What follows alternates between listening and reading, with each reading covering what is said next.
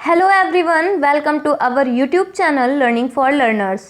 आज हम EVS NCERT का लास्ट पार्ट करेंगे। इसके पहले हमने अदर पार्ट्स में एनसीईआरटी को डिस्कस किया हुआ है, वो आप मेरे चैनल की प्लेलिस्ट में जाकर देख सकते हैं। ये जो है सीटेड पेपर 1 के लिए बहुत ही ज़्यादा यूज़फुल होने वाला है। इसके बाद इस पार्ट के बाद मैं आपको क्वेश्चन आंसर्स कराऊंगी कि जो 15 नंबर में जो क्वेश्चन आंसर्स पूछे जाते हैं इसी पूरी एनसीईआरटी से पूछे जाते हैं, जो 3 to 5th होती है। उसमें किस टाइप के क्वेश्चन पूछे जाएंगे वो मैं आपको यहाँ पर करवाऊंगी, जिससे आपके सारे कॉन्सेप्ट उन क्वेश्चंस में क्लियर हो जाएंगे और आप एग्ज़ाम में उन क्वेश्चंस को अच्छी तरीके से अटेंड कर पाएंगे। आगे चलते हैं। This is something about me. Golconda किला। गोलकुंडा किला हैदराबाद में है। यहाँ की दीवारों का कोई कोई भाग गोलाई में आगे की तरफ निकला हुआ है, जिसे बुर्ज कहते हैं। यानी कि जो दीवारों का उभरा हुआ भाग है उसे ही बुर्ज कहते हैं। इस किले के बाहरी दीवार में 87 बुर्ज हैं। 1518 से 1687 तक यहाँ कुतुबशाही सुल्तानों ने एक के बाद एक राज किया है। यानी कि अगर क्वेश्चन आता है कि किन सुल्तानों ने गोलकुंडे किले पे राज किया, तो कुतुबशाही सुल्तानों ने 1518 से 1687 तक। ईयर 1200 में यह किला मिट्टी का बना हुआ था और यहाँ दूसरे राजाओं का राज था। औरंगजेब और उसकी पूरी फौज ने बंदूकों और तोपों के साथ इस किले पर हमला किया, पर वह इस किले में घुस नहीं पाया और उसकी सेना पूरे 8 महीनों तक बाहर बैठी रही। नेक्स्ट है, इस किले की दीवार से लगी एक लंबी गहरी खाई है, जिसके कारण ये सेना जो है इस किले पर हमला नहीं कर पाई थी। इस किले के बुर्ज पर बैठे सिपाहियों को दूर दूर तक सब कुछ साफ नजर आता था। उस समय तोपें जो थीं वो कांसे की बनाई जाती थीं। हजारों वर्षों से आदिवासी कांसे की चीज़ें बनाते आए हैं। अब आती है बात सुल्तान अबुल हसन की। जो सुल्तान अबुल हसन थे उनको गाना बजाना और कुचिपुड़ी नृत्य बहुत ही ज़्यादा पसंद था। यानी कि हैदराबाद में कुचिपुड़ी नृत्य किया जाता है। ठीक है, वहाँ का स्थानीय नृत्य कुचिपुड़ी है, तो आप लोग ये याद रखिएगा। और हम इस चैप्टर के माध्यम से एक और चीज़ बच्चों को बता सकते हैं कि वो मैप को किस तरीके से देखें, और मैप के ज़रिए उनके जितने भी डायरेक्शन के कॉन्सेप्ट्स होते हैं उनको हम इस चैप्टर के ज़रिए क्लियर कर पाएंगे। नेक्स्ट है, फतेह दरवाजे पर खड़े होकर कुछ भी बोलें तो राजा के महल तक सुनाई देता है। गोलकुंडा किले के आसपास खुदाई के दौरान बर्तन, औजार, जेवर, हथियार आदि सब मिले थे। मल्लापुरम जिला केरल में है। अब केरल की बात आ जाती है। जो मल्लापुरम जिला है वो कहाँ पर है? केरल में। ये सारे छोटे छोटे क्वेश्चंस हैं जो आपके सीटेट में पूछे जाते हैं।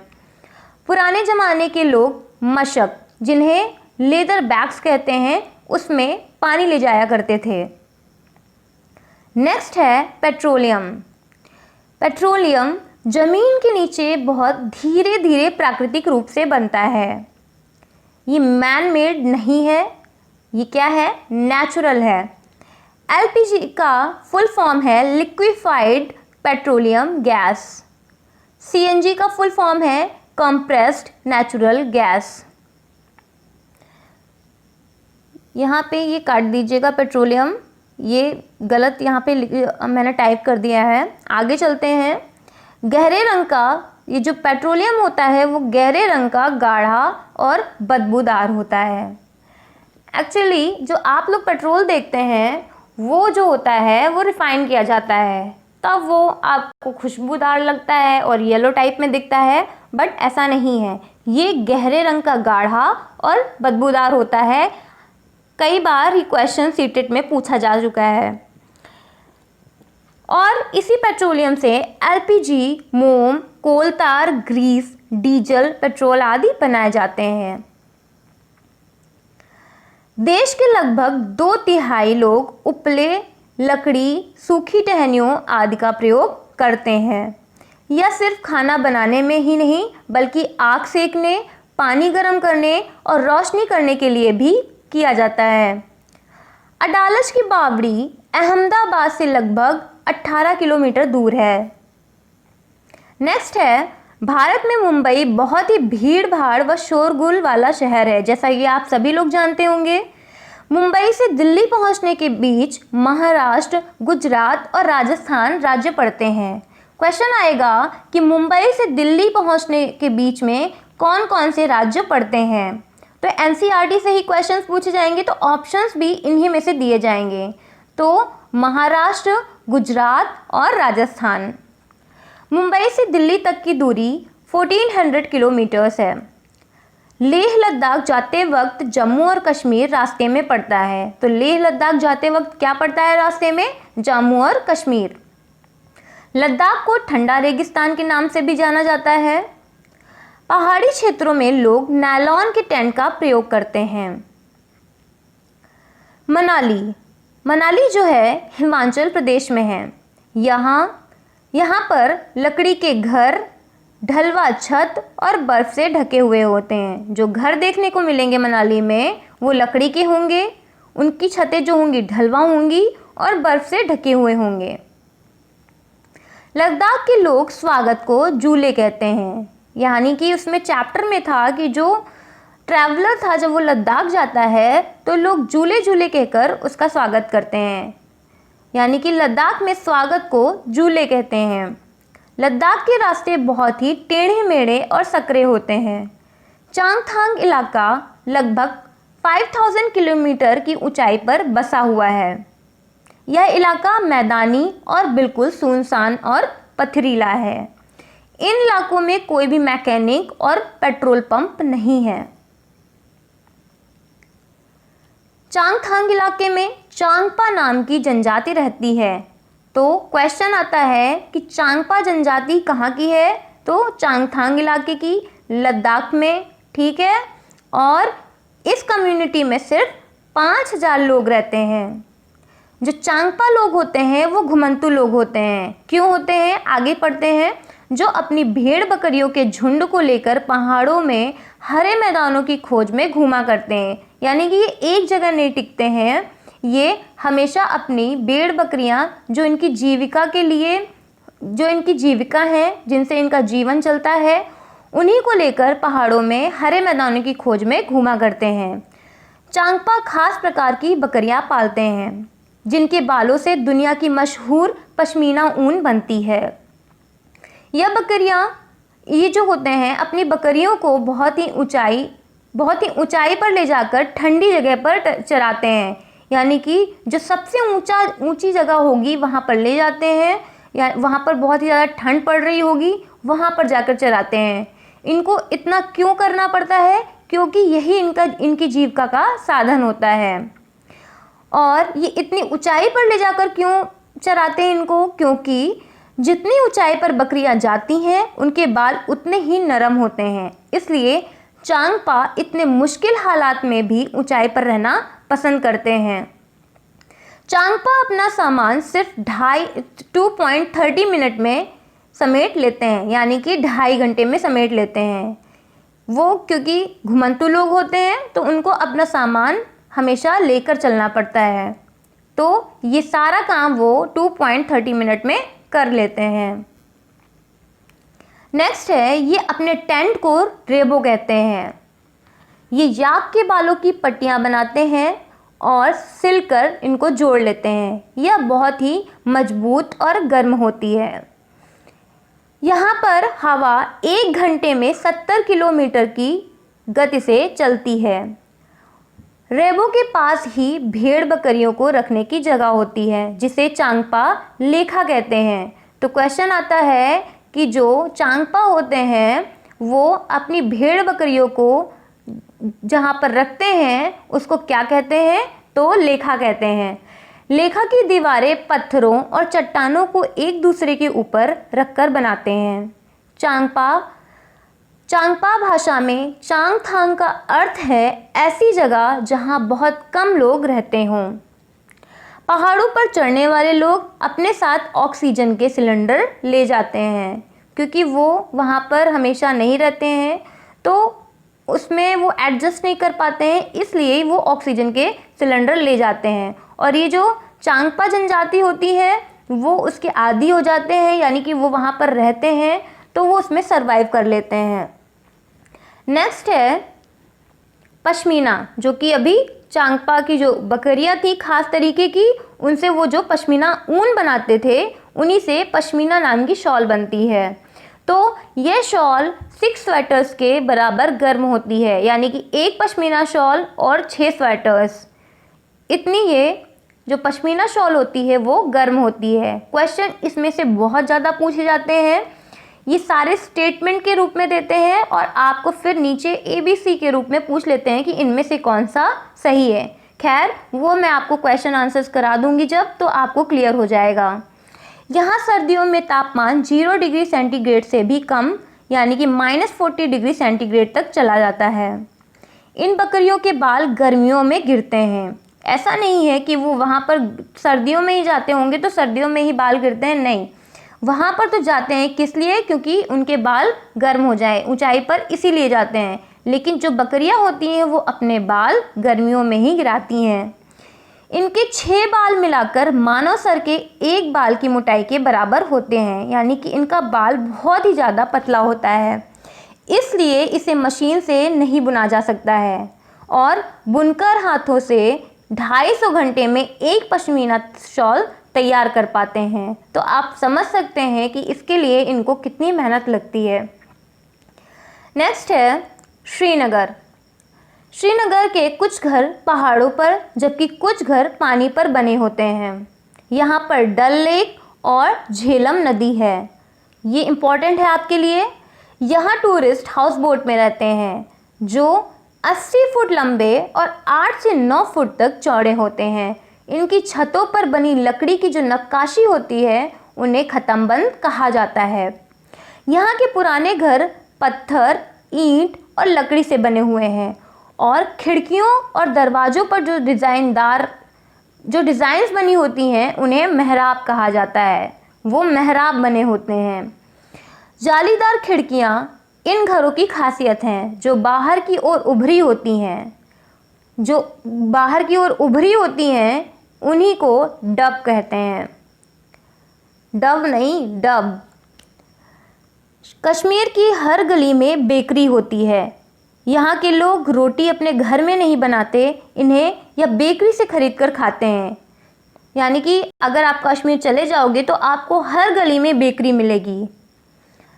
नेक्स्ट है 26 जनवरी 2001 में गुजरात के कच्छ में भूकंप आया था। अब भूकंप आने पर क्या करना चाहिए? अगर हो सके तो घर के बाहर निकल जाओ, अगर ना निकल पाओ तो फर्श पर लेटकर किसी मजबूत चीज़ जैसे मेज के नीचे छिप जाओ और उसे पकड़े रखो ताकि वह फिसलकर दूर ना जाए और कंपन रुकने तक का इंतज़ार करो। यह है भूकंप आने पर हम किस तरीके से अपनी जान बचा सकते हैं।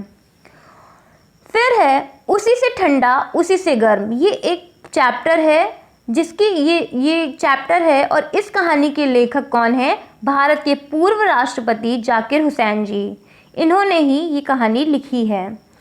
मुंह से निकली हुई हवा बाहर के तापमान के मुकाबले ठंडी या गर्म हो सकती है। स्टेथोस्कोप, इसका प्रयोग हृदय की धड़कन को सुनने में किया जाता है। आप लोगों ने देखा होगा डॉक्टर्स के पास होता है अक्सर करके, जो कान में लगाकर हार्ट बीट सुनते हैं। मैंने आपको यहाँ पे पिक्चर नहीं दिखाई है बट आप लोगों ने देखा होगा इसे।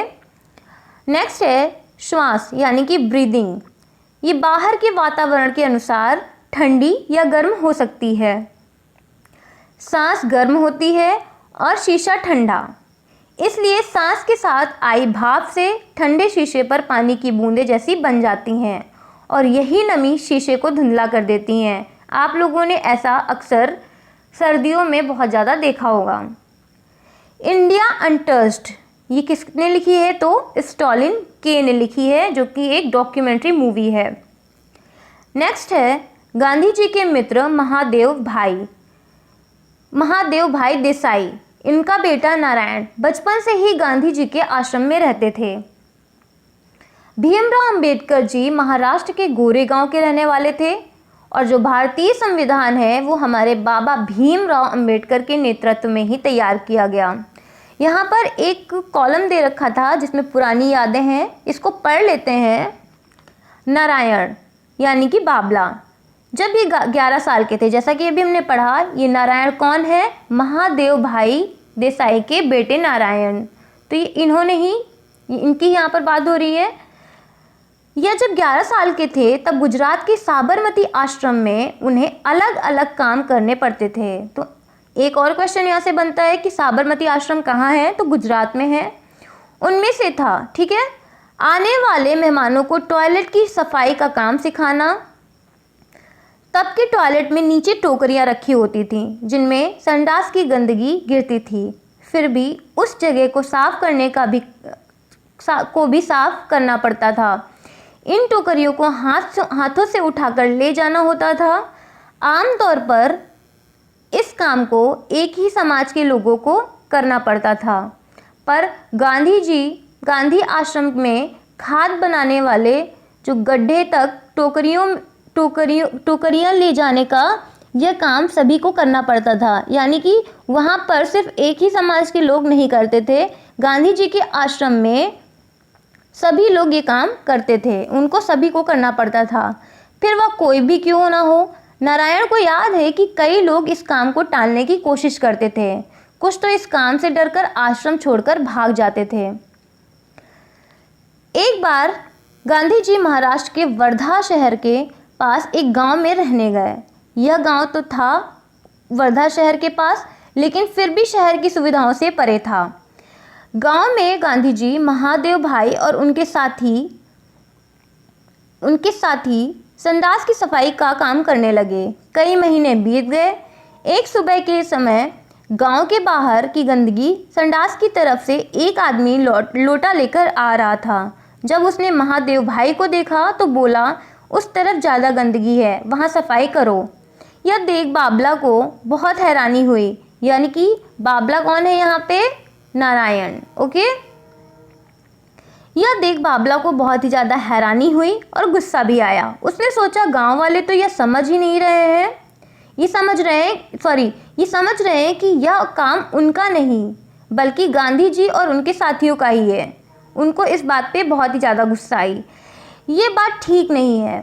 उसने गांधी जी से पूछा तो वो बोले, छुआछूत का भेदभाव छोटी सी बात नहीं है, उसे मिटाने के लिए कड़ी मेहनत की ज़रूरत होती है। नारायण यह जानता था कि ऐसे काम करने वाले लोगों को अछूत माना जाता है, पर वह यह नहीं समझ पा रहा था कि उनके बदले अगर हम खुद यह काम करें तो हालात कैसे बदलेंगे। उसने पूछा, अगर गांव वाले नहीं सुधरे तो क्या फ़ायदा? उन्हें तो आदत हो गई है कि उनका गंदा काम कोई और ही करे। गांधी जी बोले, क्योंकि इससे सफाई करने वालों को फ़ायदा नहीं होता। क्या उन्हें सीख नहीं मिलती?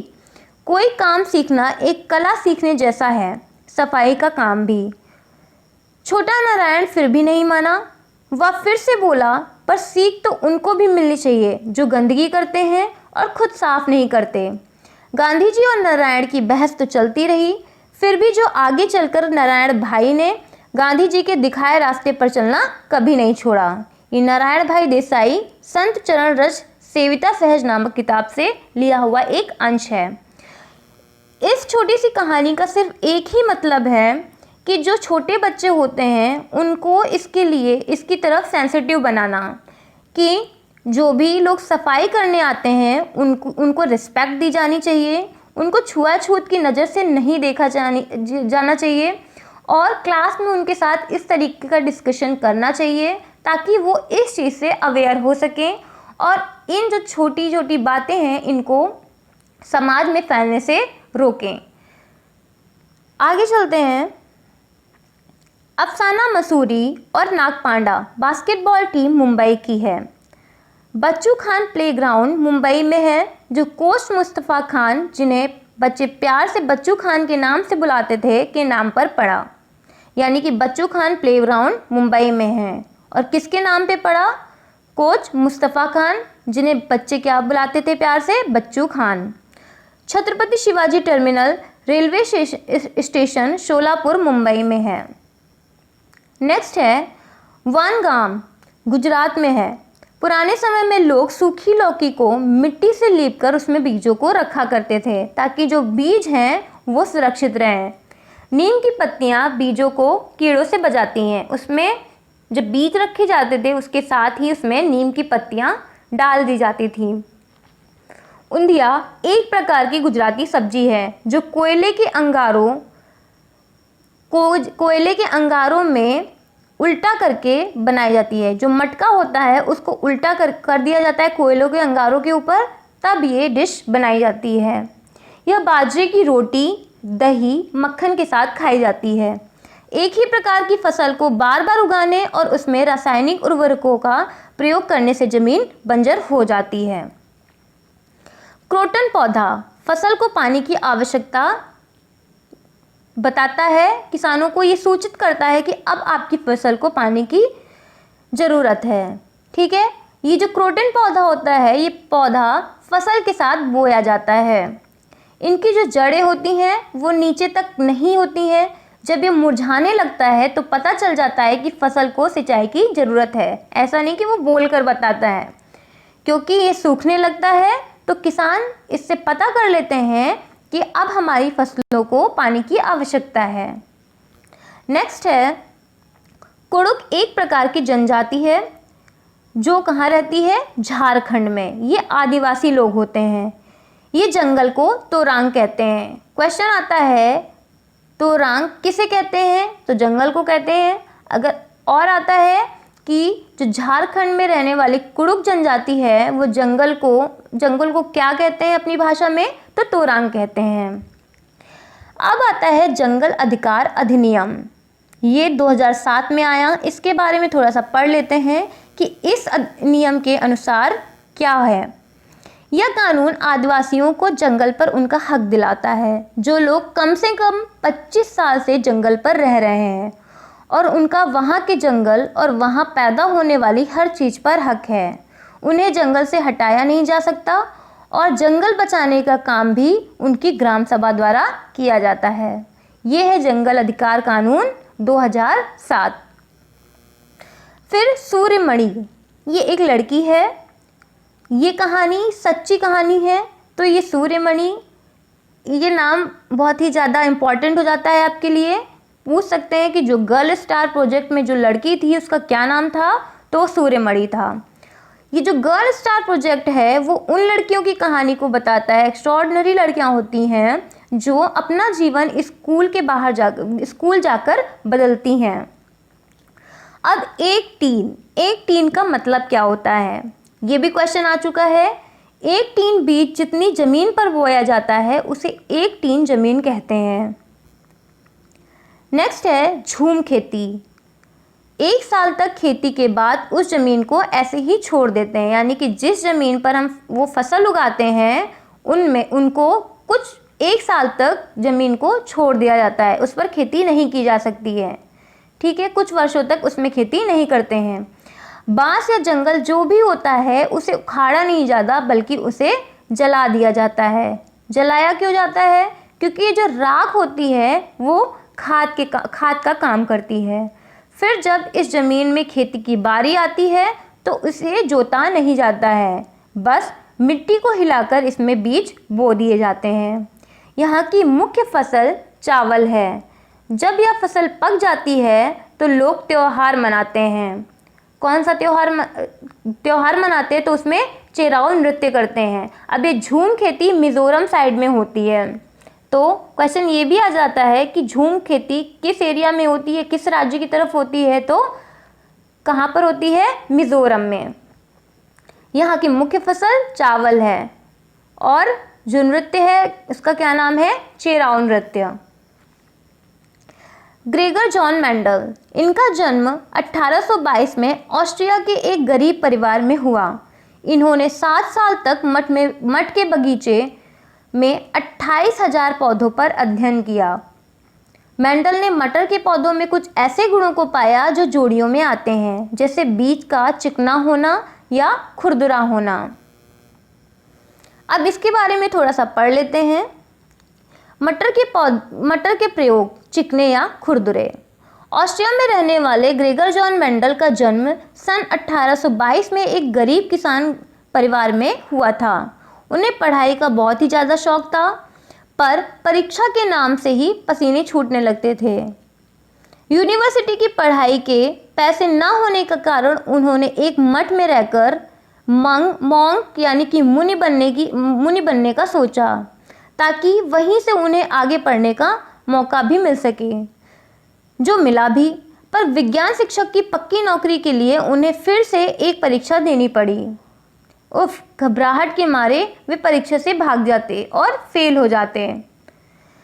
खैर, उन्होंने विज्ञान के प्रयोग करना नहीं छोड़ा। 7 साल तक मठ के बगीचे में 28,000 पौधों पर बारीकी से कई प्रयोग किए, ढेरों आंकड़े इकट्ठे किए और एक नई बात खोज निकाली, ऐसी बात जो उस समय के वैज्ञानिकों को समझ में नहीं आई थी। मेंडल के मरने के कई साल बाद ही वे समझ पाए थे कि ये जो इन्होंने प्रयोग किया था वो क्या था। जब कुछ और लोगों ने ये प्रयोग किए और पाया कि मेंडल ने इस पर पहले ही लेख लिखा था। मेंडल ने पौधों में क्या पाया? उन्होंने पाया कि मटर के पौधों में कुछ ऐसे गुण होते हैं जो जोड़ियों में आते हैं, जैसे बीज का चिकना या खुरदुरा होना, पीला या हरा होना और पौधे के तने का लंबा या नाटा होना। तो चिकने या तो बच्चे भी नाटा होना इसके आगे है, पर चिकने बीज वाले और खुरदरे बीज वाले पौधे के बच्चे भी, यानी अगली पीढ़ी के पौधे में भी बीज या तो चिकने या खुरदरे होते हैं। ऐसा नहीं होता कि एक बीज थोड़ा चिकना और थोड़ा खुरदरा बन जाए। इसी तरह के रंग के गुण में अगली पीढ़ी के पौधों के बीज या तो पीले होते हैं या हरे। पीला और हरा गुण मिलकर कोई नए रंग का बीज नहीं बनाते। यही नहीं, मेंडल ने तो यह भी बताया कि मटर की अगली पीढ़ी के पौधे में ज़्यादा पीले बीज वाले ही होंगे। इसी तरह उन्होंने बताया कि अगली पीढ़ी में चिकने बीज ज़्यादा होंगे। ये था मेंडल का मटर पर प्रयोग। नेक्स्ट है, दशहरा वर्षा ऋतु के बाद आता है। और सेकंड है, गन्ने की खेती में बहुत ही ज़्यादा पानी की आवश्यकता होती है। पूरन पोली मीठी रोटियां होती हैं जो चने और गुड़ से बनाई जाती हैं। ये कड़वी कढ़ी के साथ खाई जाती है। कैरावन, ये एक प्रकार की बस या कार्ट होती है जिसमें कोई भी या किसी भी प्रकार की सुविधाओं के साथ इसमें कोई भी इंसान रह सकता है। नेक्स्ट है भाषाएं। कौन सी भाषा कहाँ पर बोली जाती है? तो मलयालम जो है वो केरल में बोली जाती है।